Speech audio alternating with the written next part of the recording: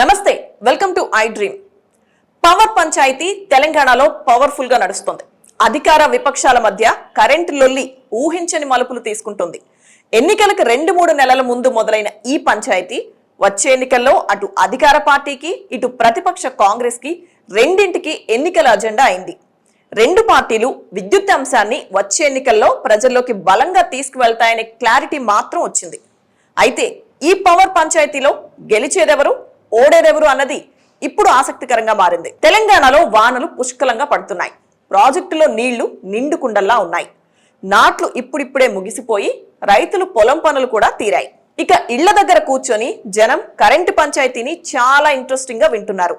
24 గంటల కరెంటు పైన ఇటు రేవంత్ రెడ్డి ఏమంటాడు, కేటీఆర్ ఏం చేస్తాడో అని గమనిస్తున్నారు.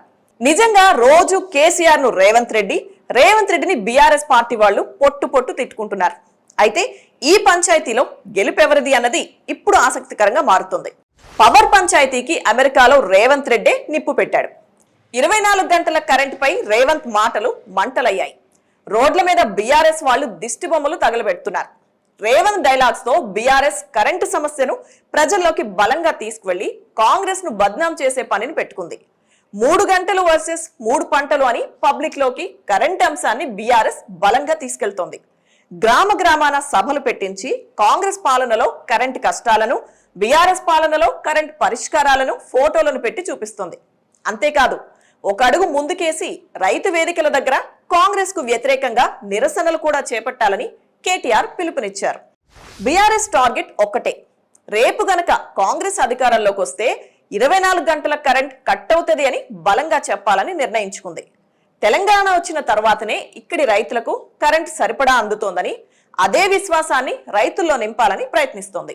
ఇదే సమయంలో నాణ్యమైన కరెంటు అనే పాయింట్ లో బీఆర్ఎస్ ను ఇరికించే ప్రయత్నం చేస్తోంది కాంగ్రెస్. కరెంటు పేరుతో ప్రభుత్వం అవినీతికి పాల్పడుతోందని, మాటిచ్చినట్టు రైతుకు ఏనాడు 8 గంటల కరెంట్ ఇవ్వలేదని, ఇచ్చినా అది నాణ్యమైన కరెంటు కాదనే పాయింట్లను హైలైట్ చేస్తోంది కాంగ్రెస్.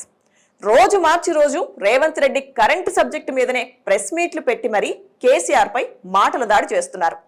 కరెంటును 24 గంటలు సరఫరా చేసిన పేటెంట్ మాకే దక్కుతుందనే క్రెడిట్ ను సొంతం చేసుకునేందుకు కాంగ్రెస్ ప్రయత్నిస్తోంది.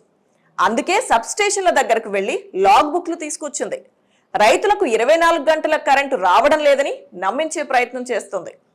అటు బీఆర్ఎస్ ఇటు కాంగ్రెస్ మధ్య జరుగుతున్న రచ్చను మాత్రం రైతులు ఫుల్ గా ఎంజాయ్ చేస్తున్నారు.